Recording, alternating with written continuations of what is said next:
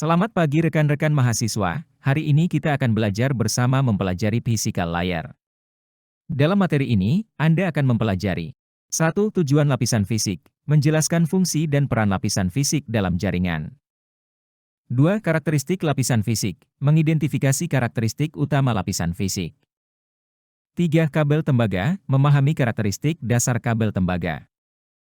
4. Kabel UTP, menjelaskan penggunaan kabel UTP dalam jaringan Ethernet. 5. Kabel serat optik, mendeskripsikan kabel serat optik serta keunggulannya dibanding media lainnya. Sebelum komunikasi jaringan dapat terjadi, perangkat harus memiliki koneksi fisik ke jaringan lokal. Koneksi ini bisa berupa koneksi kabel atau wired, menggunakan kabel untuk menghubungkan perangkat ke jaringan, seperti komputer yang terhubung ke switch di kantor. Koneksi nirkabel atau wireless, menggunakan gelombang radio untuk mentransmisikan data, seperti laptop atau smartphone yang terhubung ke access point atau router nirkabel. Komponen dari access point meliputi 1. Antena nirkabel, 2. Beberapa port switch Ethernet, 3. Port internet. Kartu antarmuka jaringan atau NIC. NIC memungkinkan perangkat terhubung ke jaringan. Ethernet NIC digunakan untuk koneksi kabel. ULAN NIC digunakan untuk koneksi nirkabel. Beberapa perangkat memiliki salah satu atau kedua jenis NIC, seperti printer jaringan yang hanya memiliki Ethernet NIC, atau tablet yang hanya memiliki ULAN NIC. Lapisan fisik dalam model OSI bertanggung jawab untuk mengirimkan bit-bit data dari lapisan data link melalui media jaringan.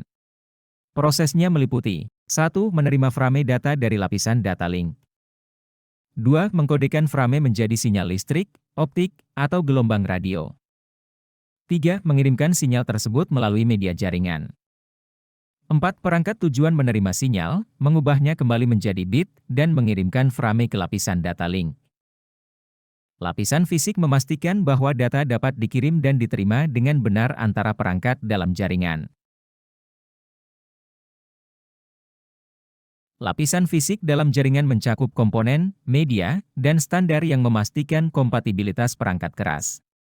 Standar ini ditetapkan oleh berbagai organisasi, seperti ISO, ANSI, TIA, ITU, IEEE mengatur perangkat keras, media, encoding, dan sinyal. Standar lapisan fisik mencakup 3 area utama. 1. Komponen fisik adalah perangkat keras seperti NIC, konektor, kabel, dan port router. 2. Encoding adalah proses mengubah data menjadi kode yang dikenali oleh pengirim dan penerima.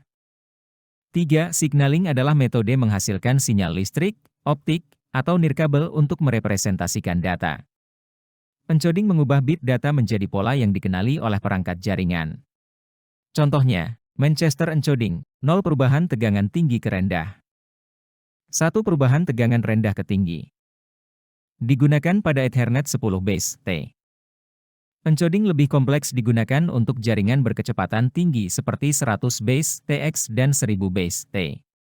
Lapisan fisik menghasilkan sinyal yang merepresentasikan bit 1 dan 0 menggunakan metode seperti kabel tembaga menggunakan sinyal listrik. Serat optik menggunakan pulsa cahaya. Nirkabel menggunakan gelombang mikro. Media fisik yang berbeda memiliki kemampuan yang berbeda dalam mentransfer bit.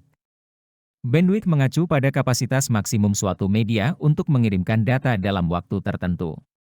Bandwidth digital diukur dalam kbps, kilobit per detik, mbps, megabit per detik, atau gbps, gigabit per detik. Seringkali, bandwidth dianggap sebagai kecepatan transmisi bit, tetapi ini kurang tepat. Misalnya, dalam jaringan Ethernet 10 Mbps dan 100 Mbps, kecepatan listrik tetap sama, tetapi jumlah bit yang ditransmisikan per detik berbeda. Faktor yang mempengaruhi bandwidth aktual dalam jaringan meliputi 1. Karakteristik media fisik jenis kabel atau gelombang yang digunakan. 2. Teknologi transmisi dan deteksi sinyal misalnya, apakah menggunakan teknologi serat optik atau tembaga. 3. Batasan teknis yang mempengaruhi transmisi data. Pada tabel berikut menunjukkan satuan umum yang digunakan untuk mengukur bandwidth dalam berbagai media jaringan. Latensi adalah waktu yang dibutuhkan data untuk melakukan perjalanan dari satu titik ke titik lain. Throughput adalah ukuran transfer bit melintasi media dalam periode waktu tertentu. Go output adalah ukuran data yang dapat digunakan yang ditransfer dalam periode waktu tertentu, mengurangi overhead untuk sesi, pengakuan, enkapsulasi, dan bit yang dikirim ulang. Kabel tembaga adalah jenis kabel yang paling umum digunakan dalam jaringan.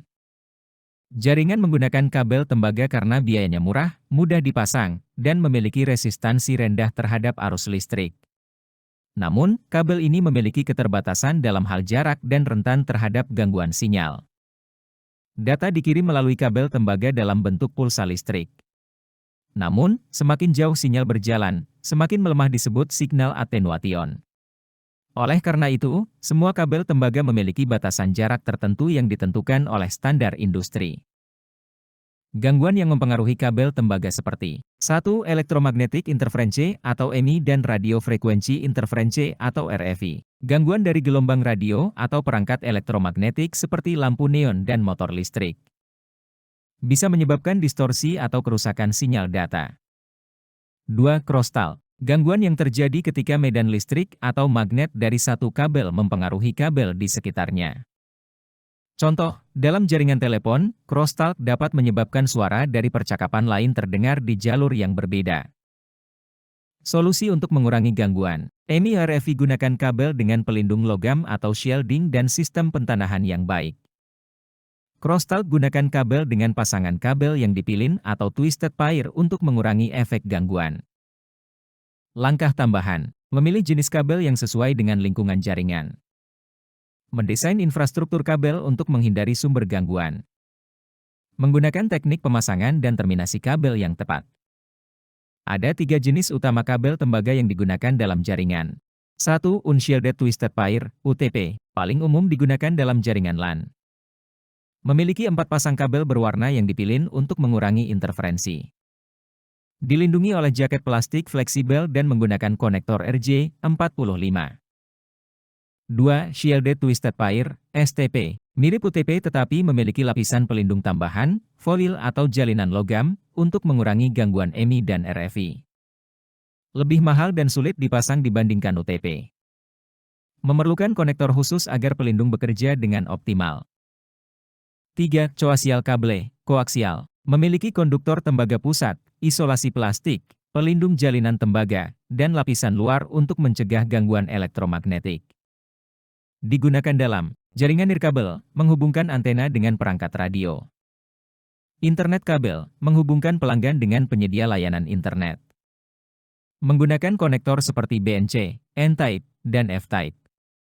Kabel Unshielded Twisted Pair atau UTP adalah standar utama dalam jaringan LAN karena ukurannya yang kecil dan fleksibel saat pemasangan.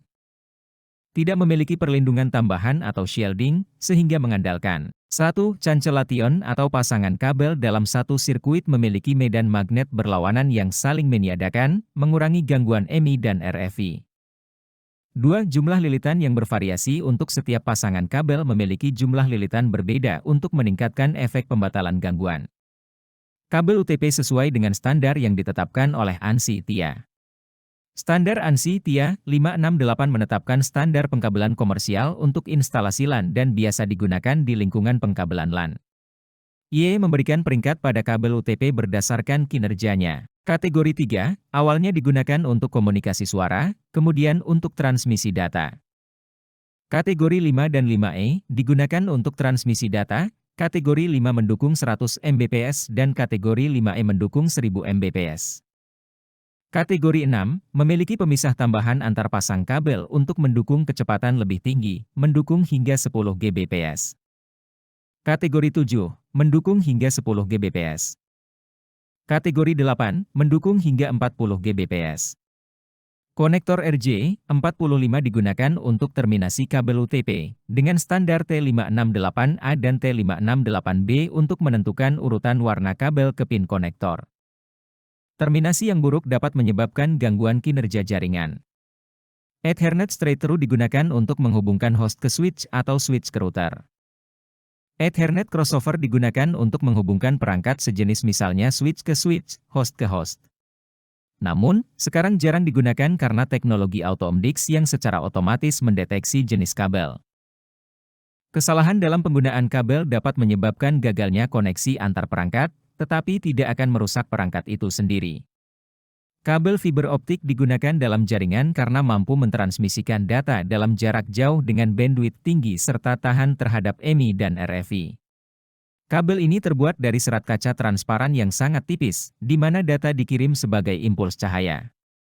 Kabel serat optik diklasifikasikan menjadi dua jenis utama. 1. Serat mode tunggal atau SMF, memiliki inti yang sangat kecil dan menggunakan teknologi laser untuk mengirim satu sinar cahaya, ideal untuk jarak jauh. 2. Serat multimode atau MMF, memiliki inti yang lebih besar dan menggunakan pemancar LED untuk mengirimkan pulsa cahaya, cocok untuk LAN dan mendukung bandwidth hingga 10 Gbps untuk panjang tautan hingga 550 meter. MMF memiliki dispersi lebih besar dibandingkan SMF, sehingga hanya dapat menjangkau hingga 500 meter sebelum terjadi kehilangan sinyal. Konektor serat optik digunakan untuk mengakhiri serat optik.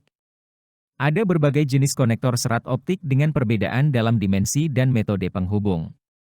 Beberapa jenis konektor meliputi konektor straight tip, ST mengunci dengan mekanisme bayonet. Konektor subscriber konektor, SC menggunakan mekanisme dorong tarik. Konektor Lucent konektor, LC versi lebih kecil dari konektor SC. Konektor duplex multimode LC, menggunakan konektor duplex untuk mendukung operasi full duplex. Kabel serat optik memiliki banyak keunggulan dibandingkan kabel tembaga, termasuk kemampuan untuk tidak menghantarkan listrik dan memiliki kehilangan sinyal yang rendah. Serat optik biasanya digunakan sebagai kabel backbone untuk koneksi point-to-point bertrafik tinggi dan untuk menghubungkan bangunan di kampus multigedung. Kesimpulan untuk materi hari ini. Tujuan lapisan fisik dalam model OSI bertanggung jawab dalam mentransmisikan bit-bit data dari perangkat ke jaringan melalui koneksi kabel atau nirkabel. Karakteristik lapisan fisik meliputi komponen fisik, encoding, dan sinyal. Kabel tembaga banyak digunakan karena murah dan mudah dipasang, tetapi rentan terhadap interferensi elektromagnetik, EMI, dan crosstalk. Kabel UTP biasanya diakhiri dengan konektor RJ45 dan memiliki berbagai jenis wiring seperti straight through dan crossover. Kabel fiber optik dapat mengirim data lebih jauh dan lebih cepat dibandingkan kabel tembaga. Fiber optik tidak terpengaruh EMI atau RFI. Sekian penjelasan materi hari ini, terima kasih dan jangan lupa like, comment, and subscribe untuk mendapatkan materi terbaru dari kami.